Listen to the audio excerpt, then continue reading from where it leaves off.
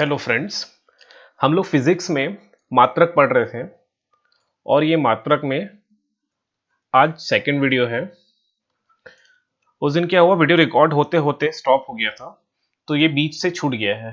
तो आज हम लोग वहीं से कंटिन्यू करेंगे।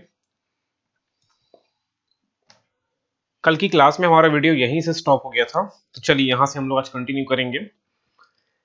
अब यहाँ पर ऑप्शन यहाँ पर दिख रहा है, सूची 1 दिख रहा है और ये सूची 2। सूची 1 को सूची 2 से मिलान करना है, मैच इट है ये। सो देखिए, उच्च वेग तरंग दैर्ध्य को बोलते हैं वेवलेंथ। दाब प्रेशर, ऊर्जा एनर्जी, और ये हाई वेलोसिटी। उच्च वेग का मतलब है हाई वेलोसिटी। अब इसको मैच करते हैं। ऊर्जा का पता है, ऊर्जा का क्या होता है, जूल होता है। प्रेशर का क्या होता है, पास्कल है। याद रख लेना, एनर्जी का ऐसा यूनिट क्या है, जूल। दाब या प्रेशर का ऐसा यूनिट क्या है, पास्कल। तरंग दैर्ध्य को हम नापते हैं एंगस्ट्रॉम में। वेवलेंथ को किस में मापते हैं, एंगस्ट्रॉम में। तो उसी प्रकार ये बच्चा लास्ट में मैक। उच्च वेग या हाई वेलोसिटी को किस में मेजर करेंगे, या किसकी इकाई क्या है, मैक। तो इसका ऑप्शन हो जाएगा सी, ए का 1, ये वाला ऑप्शन हो जाएगा। ए का 1, बी का 2, सी का 3 और डी का 4। द्रव यांत्रिकी फ्लूइड मैकेनिक्स के संदर्भ में मैक संख्या किसी माध्यम के सापेक्ष वस्तु के वेग तथा उस माध्यम में ध्वनि के चाल का अनुपात है। मैक क्या है, उस माध्यम में वेग बटे ध्वनि की चाल, ठीक है, का ये क्या है, अनुपात है। मैक उच्च वेग को प्रदर्शित करने के लिए प्रयुक्त होता है। तो इसको याद रख लेना, मैक एक नया आपको दिखाई दे रहा है। जो मैक है वो जो हाई वेलोसिटी होती है उसको डिनोट करने के लिए यूज होता है, ठीक है। बाकी तो मैंने बता ही दिया है। अगला क्वेश्चन, ये सीजीपीएससी प्री में 2015 में बना था प्रश्न। जूल ऊर्जा की से उसी तरह संबंध है जैसे पास्कल संबंधित है। अब हमको पता है जूल ऐसा यूनिट है ऊर्जा का, जूल जो है ऐसा यूनिट है एनर्जी का। तो पास्कल किसका ऐसा यूनिट है, तो पास्कल ऐसा यूनिट है प्रेशर का। तो यहां पर दाब दिख रहा है ये, ठीक है। तो आंसर हो जाएगा बी, प्रेशर। अब अगला क्वेश्चन, ये मोस्ट इंपॉर्टेंट क्वेश्चन है, इसको ध्यान से देखो। यहाँ पर सूची 1 है और ये सूची 2 है। अब आपसे पूछा जा रहा है निम्नलिखित में से कौन सा एक सुमेलित नहीं है। तो देखिए, डेसिबल, डेसिबल जो है वो ध्वनि की प्रबलता की इकाई है, ये एकदम सही है, ये सुमेलित है। अश्व शक्ति, शक्ति की इकाई है, ये भी सही है। समुद्री मील, नौ संचालन में दूरी की इकाई है। और ऑप्शन डी है सेल्सियस, उष्मा की इकाई है। तो याद रख लेना, सेल्सियस जो है उष्मा की इकाई नहीं है। सेल्सियस उष्मा की इकाई नहीं है, बल्कि ये ताप की इकाई है। ताप, टेम्परेचर। उष्मा की इकाई क्या होगी, कैलोरी, जूल, ये सब हो जाएगा। उष्मा की ऐसा यूनिट जूल है, मतलब उष्मा क्या है, एनर्जी है। उष्मा को इंग्लिश में बोलते हैं हीट। तो हीट क्या है, एक एनर्जी है, फॉर्म ऑफ एनर्जी है। तो हीट का ऐसा यूनिट क्या हो जाता है, जूल, जूल। या इसे उष्मा को हम लोग कैलोरी में भी नापते हैं। तो ये जो ऑप्शन डी है ना, वही क्या है, मैच नहीं हो रहा है। तो इसका सही आंसर हो जाएगा ऑप्शन डी। सेल्सियस ताप को मापने का मात्रक है, इसको याद रखना। उष्मा का मात्रक कैलोरी होता है और ऐसा यूनिट क्या होगा उष्मा का, जूल। नौ संचालन में प्रयुक्त दूरी को मापने के लिए इकाई है समुद्री मील। बाकी सब सही है। एक अश्व शक्ति में 746 वॉट होता है, कल पढ़े थे इसको। लंबाई की न्यूनतम इकाई क्या है, कल का क्वेश्चन था जब मैंने बताया था कि लंबाई, लेंथ या दूरी, दूरी को सबसे बिगेस्ट यूनिट क्या है और सबसे स्मॉलेस्ट यूनिट क्या है, हम लोग देखे थे। तो ये लंबाई भी दूरी ही है। तो दूरी का सबसे छोटा यूनिट क्या हो जाएगा, फर्मीमीटर, ऑप्शन डी। फिर एटमॉस्फेरिक प्रेशर। अब ये सीजीपीएससी का प्रश्न है, इसमें पूछा जा रहा है पारिस्थितिक दबाव, एटमॉस्फेरिक प्रेशर की इकाई क्या है, ठीक है। जूल किसकी है, अब इसको एलिमिनेशन से बनाओ। जूल किसका होता है, एनर्जी का। तो जूल अगर एनर्जी का है तो प्रेशर का हो नहीं सकता। ओम किसका होता है, रेजिस्टेंस का होता है, इलेक्ट्रिक रेजिस्टेंस का होता है। ये जो नॉट का मुझे आइडिया नहीं आ रहा है, और बार मुझे पता है कि बार हम लोग प्रेशर के लिए यूज करते हैं। सो डेफिनेटली एटमॉस्फेरिक प्रेशर के लिए आंसर हो जाएगा बार। तो ये सब याद रखे ना, बार हो गया, पास्कल हो गया, ये सब किसकी यूनिट है? प्रेशर्स की यूनिट है। अगला क्वेश्चन है 1 किलोग्राम पर सेंटीमीटर स्क्वायर दाब समतुल्य है। पूछा जा रहा है 1 kilogram per centimetre square pressure is equivalent to. तो इसका आंसर देख लो, इसका आंसर ऑप्शन बी है, किसके बराबर है? 1 बार के। तो यहां पर अपन लिख लेते हैं 1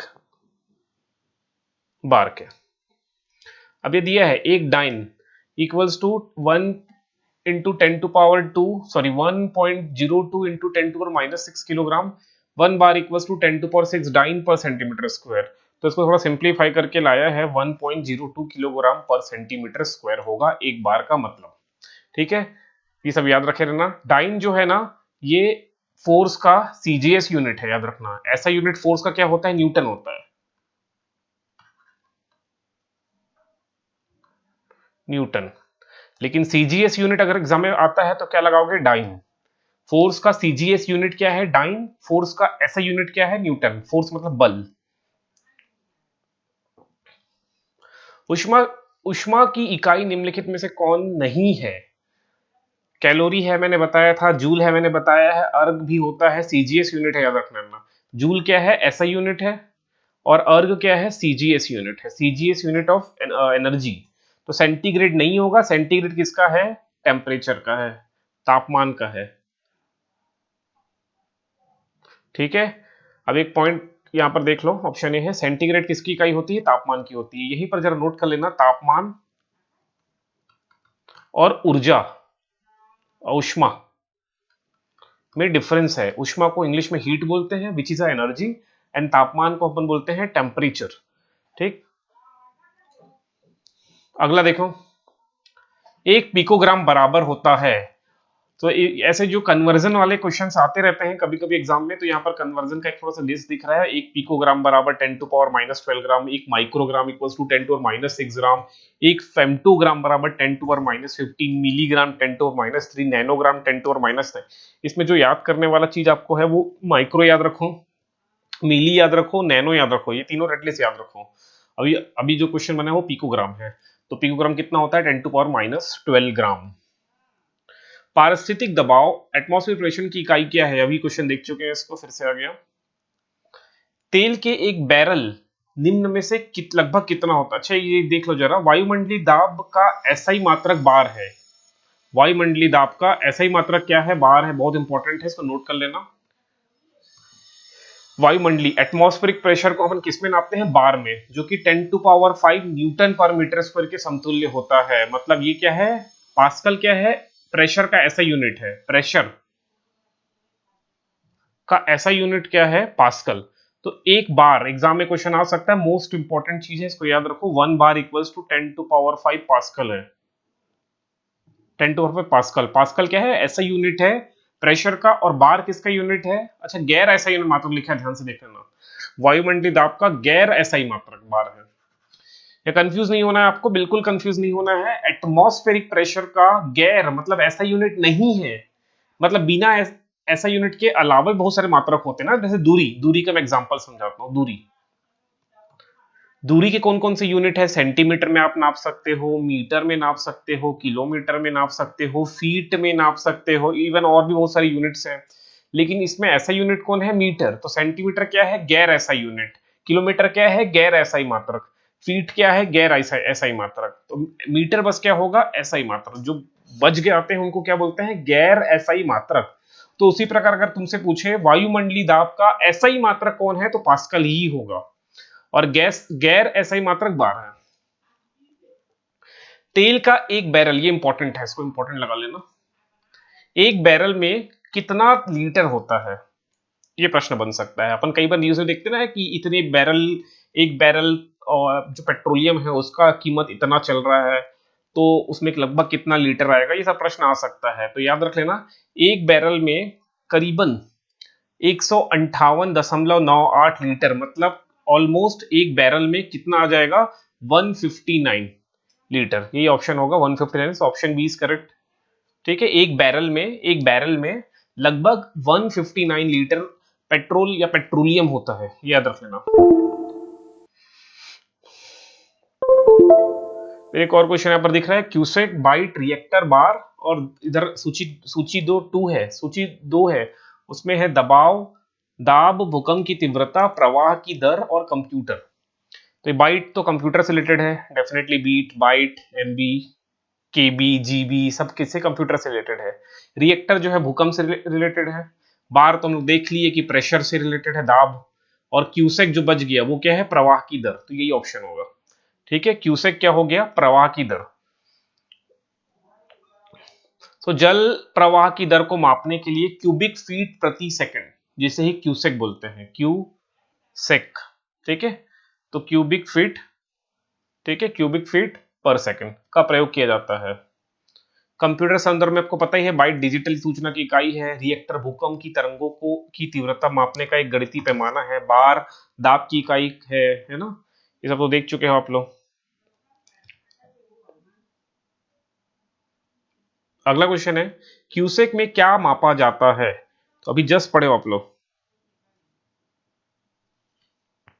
तो अभी पढ़े हम लोग, क्यूसेक क्या है, जल के बहाव का मेजरमेंट करते हैं ना, जल की शुद्धता नहीं नापते, जल की गहराई नहीं नापते, जल की मात्रा नहीं नापते, जल का बहाव को हम लोग मेजर करते हैं। ठीक है, यहाँ पर पढ़ा है आपने, जल के प्रवाह की दर को मापने के लिए क्यूबिक फीट प्रति सेकंड या क्यूबिक फीट पर सेकंड का हम लोग उपयोग करते हैं। तो यही है। फिर एक क्वेश्चन दिख रहा है आपको, निम्नलिखित में से कौन सा एक वायुमंडल के ओजोन परत की मोटाई नापने वाली इकाई है, तो इसका आंसर है डॉप्सन यूनिट। ठीक है, डॉप्सन यूनिट से हम लोग क्या मापते हैं, ओजोन परत की मोटाई अपन नापते हैं डॉप्सन यूनिट में, ये याद रखे रहना।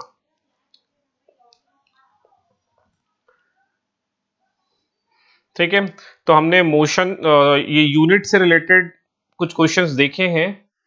अब जिनको भी इसमें डाउट होगा वो थोड़ा कमेंट करके बताना।